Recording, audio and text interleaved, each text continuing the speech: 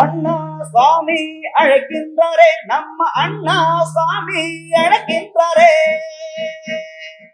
மாயம் மயம் ஆன்மீக அன்பர்களுக்கெல்லாம் என்னுடைய ஆசையை, பரிபூர்ணமான ஆசையை தெரிவித்துக் கொள்கிறேன். மாயம் மயம் உங்கள் நலன் பொருட்டே இறையருளால் குருவர்களால் சோழி பிரசனத்தின் மூலமாக ஒவ்வொரு மாதமும் பலன் சொல்லி வருகிறேன். அந்த வகையில மாயம் மயம் நீங்க தொடர்ந்து சப்ஸ்கிரைப் பண்ணி ஆதரவு தெரிவிக்கிற ஒரு நம்பிக்கை எனக்கு உண்டு. அந்த வகையில பார்க்கும் பொழுது இந்த மாதம் டிசம்பர் மாதம் 2025 கடைசி மாதமாக இருந்தாலும் கூட எதிர்காலம் 2026 அதை எதிர்கொள்ளக்கூடிய ஒரு அருமையான தருணம் இப்போ நாம் சரியாக அமைந்து விட்டார். அந்த நிலையை நாம் கடந்து விட்டால் கடந்த காலத்தில் நாம் பட்ட வேதனையும் துன்பத்தையும் கடந்து விட்டாலே போதும். ஒரு அற்புதமான ஒரு காலமாக அமையும். அனுபவம் தான் மனிதனுடைய வாழ்வில் எத்தனை கட்டங்களை நாம் கடந்து வந்தாலும் கூட ஒரு நிம்மதியை நோக்கிதான் இந்த மனம் காத்திருக்கின்றது. அந்த வகையில் இந்த டிசம்பர் மாதம் எவ்வாறு இருக்கும்? மிதுன ராசிக்கு சனி பகவானுடைய நிலையை பொறுத்தே நான் சோழி பிரசன்னம் பார்த்து வருகிறேன். அந்த வகையில மிதுனத்தை பொறுத்த வரைக்கும் கர்ம சனியாக இருந்தவர் இப்ப பாக்கிய சனியா மாறிட்டார். அருமையான ஒரு சந்தர்ப்பம். இந்த கர்ம சனியாக இருந்து கர்மத்தினுடைய பலனை கொடுத்து வந்தவர் இப்பொழுது பாக்கிய சனியாக வருவது ஒரு விதத்துல நல்லதாகத்தான் இருக்கிறது. அது எந்த விதத்தில் இந்த மாதம் எவ்வாறு இருக்கும் என்பதை சோழி பிரசன்னத்துல மிதுன ராசிக்கு பார்ப்போம். மிதுன ராசியை பொறுத்தவரைக்கும் மிருகசீரிஷம். மிதுன ராசியை பொறுத்த வரைக்கும் திருவாதிரை,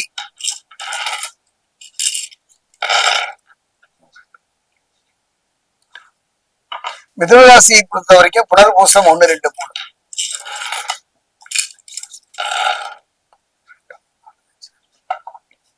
மிதுனராசியை பொறுத்த வரைக்கும் இந்த மாதம் எவ்வாறு இருக்கும் என்று பார்ப்போம்னால் சராசரியாக இருக்கும் என்பதை சொல்வதை விட மனதில் தேங்கிய கவலைகள் எல்லாம் படிப்படியாக குறைவதற்கும் பிரச்சனைகள் இருந்து விடுவதற்கும் அழகான ஒரு இல்லம் அமைவதற்கும் ஒரு நல்ல சந்தர்ப்பம் அமையும். வீடே இல்லை என்று ஒரு அடி மண் கூட சொந்தமில்லை என்று அமைவதற்கெல்லாம் சிலருக்கெல்லாம் வீடு கட்டுவதற்கான ஒரு அற்புதமான வாய்ப்பை அமைத்து தருவார்.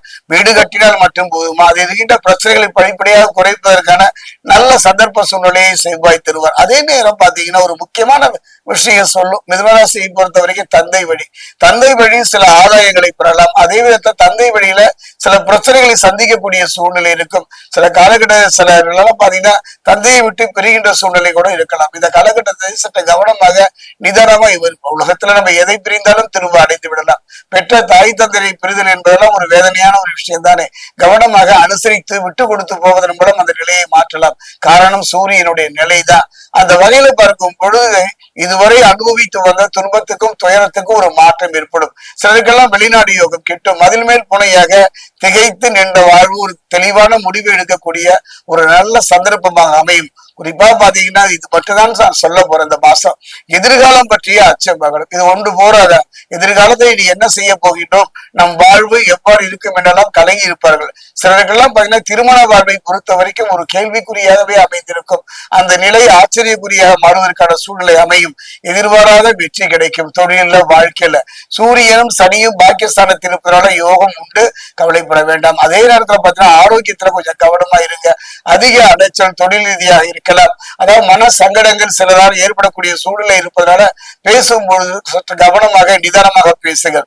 குறிப்பா பாத்தீங்கன்னா யோகாதிபதி என்று சொல்லக்கூடிய செவ்வாய் உச்சமாகி அமர்ந்திருக்கின்றார். அற்புதமான ஒரு யோகம். இந்த யோகம் புரிந்து கொள்கின்ற ஒரு தன்மை, நீங்கள் பிறரை புரிந்து கொண்ட நிலை போக பிறர் உங்களை புரிந்து கொள்கின்ற ஒரு அற்புதமான ஒரு காலகட்டம். அரசு துறையில ஒரு நல்ல வேலை கிடைப்பதற்கும் அரசு துறையில் இருப்பவர்கள் கவனமாக இருப்பதற்கும் ஒரு நல்ல நிலையை செவ்வாய் உங்களுக்கு உணர்த்துவார்.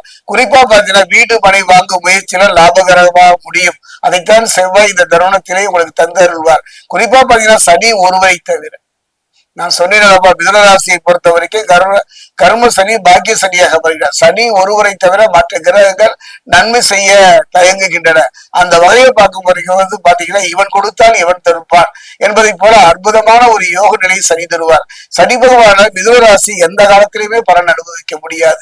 அந்த நிலையை பார்க்கும்போது சனி பகவானும் துணை இருப்பதனால தொட்டது துளங்கும். அதே நேரம் ஒரு முக்கியமான நிகழ்வு, சனி பகவான் எப்படி வக்ர நிவர்த்தியானோரோ அதே மாதிரி பாத்தீங்கன்னா குரு பகவானும் அதிசார பயிற்சியாக மிதுனத்திலிருந்து கடகம் சென்றவர் திரும்பவும் கடகத்திலிருந்து மிதுனமே வந்து விட்டார். நல்ல ஒரு யோகம் தான். அந்த வகையில சனியும் குருவும் நல்ல மாற்றங்களையும் நல்ல முன்னேற்றங்களையும் பிரச்சனை இல்லாத வாழும் இந்த மாதத்தில் தருவார். சனி ஒருவரை தவிர என்று திரும்ப திரும்ப சொல்கின்றேன். காரணம் என்னன்னா, இவர் ஒருவரே முழுமையான நற்பலனை தரக்கூடிய யோக பலனை தரக்கூடிய ஒரு காரணகர்த்தாக இருப்பார். அதே நேரம் சூரியன், சுக்கிரன், குரு, ராகு ஆகியோர் ஆதரவாக உள்ளனர். மற்ற கிரகங்களும் ஆதரவை தர தயங்குகின்றனர். அவர்கள் அத்தனை பேருமே இந்த மாதத்தினுடைய பிற்பகுதியில் நற்பலனை தர தொடங்குவார்கள். குறிப்பா பாத்தீங்கன்னா, மனதிற்கு மகிழ்ச்சியும் மன நிறைவும் அளிக்கக்கூடிய ஒரு நல்ல நிகழ்வான ஒரு மாதம் இந்த மாதம். அதே நேரம் பாத்தீங்கன்னா, செலவுகள் எடுத்துக்கிட்டீங்கன்னா விரைய செலவு கட்டுப்பட்டு பாத்தீங்கன்னா சுப செலவுகள் வரும். அதே நேரம் பாத்தீங்கன்னா செலவுகளை பொறுத்தவரைக்கும் கட்டுக்குள் அடங்கியே இருக்கும். நல்ல முயற்சி, சுப நிகழ்வுகள் நடப்பதற்கான ஒரு சாத்தியக்கூறு இருக்கின்றது. தேவையற்ற வம்பு வழக்குகளில் நீங்களாக சென்று மூக்கை நுழைக்க வேண்டாம். தான் உண்டு தன் வேலையுண்டு இருப்பது இந்த காலகட்டத்தில் சிறப்பு. உடல்நிலையில் கவனமாக இருங்கள். அந்த வகையில பார்க்கும்போது தெய்வ பலம் ஒரு மனிதனுக்கு மிக மிக அவசியம். என்னுடைய அனுபவத்துல நாம் வாழ்க்கையில எதை இழந்தாலும் திரும்ப பெற்று விடலாம். அந்த தெய்வத்தினுடைய அருள் என்பது ஒரு அற்புதம் தான். கண்ணுக்கு தெரியாத இந்த சக்தி துணை இருந்து விட்டாலே போதும். மிதுனராசியை பொறுத்த வரைக்கும் கர்ம சனி பாக்கிய சரியாக மாறுகின்றார். சனி பகவானின் அருளை பெற வேண்டுமானால் தெய்வத்தின் அருள் வேண்டும். அந்த வகையில் பார்க்கும்போது இந்த டிசம்பர் மாதத்திலே கார்த்திகை மாதம் வருகின்றது. கார்த்திகை மாதத்தின் சிறப்பை சொல்லிக் கொண்டே போகலாம். காரணம் என்ன பாத்தீங்கன்னா, கார்த்திகை தீபமும் இந்த காலகட்டத்தால் முடிந்த நாள் திருவண்ணாமலை சென்று வழிபடுங்கள். இல்லையென்றால் வீட்டிலேயே ஒரு தீபம் ஏற்றி வைத்து ஈஸ்வரை வழிபாடு செய்யுங்கள். ஒரு அற்புதமான ஒரு தருணம் இந்த காலகட்டத்துல மிதுன ராசிக்கு. எத்தனையோ ஏமாற்றங்களை, எத்தனையோ வேதனைகளை, எத்தனையோ சோதனைகளை, எத்தனையோ பிரிவுகளை தொடர்ந்து சந்தித்து வந்த உங்க வாழ்க்கையில இந்த கார்த்திகை மாதத்தை பொறுத்த வரைக்கும் கண் திறப்பார். யாருன்னு பாத்தீங்கன்னா, நரசிம்மர் கண் திறப்பார் என்ற ஒரு நம்பிக்கை.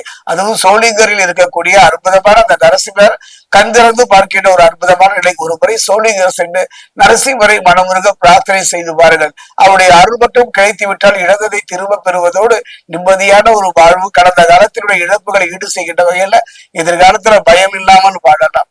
அதே நேரம் பார்க்கும்போது இந்த காலகட்டத்துல பாத்தீங்கன்னா சனி பகவானுடைய ஒரு மாற்றம், சனி வக்ரமாகி வக்ர நிவர்த்தி ஆகிவிட ஒரு காரணம் இந்த காலகட்டத்துலதான். அந்த வகையில பார்க்கும்போது கர்ம சனியாகிறவர் பாக்கிய சனியாக மாறுகின்றார்.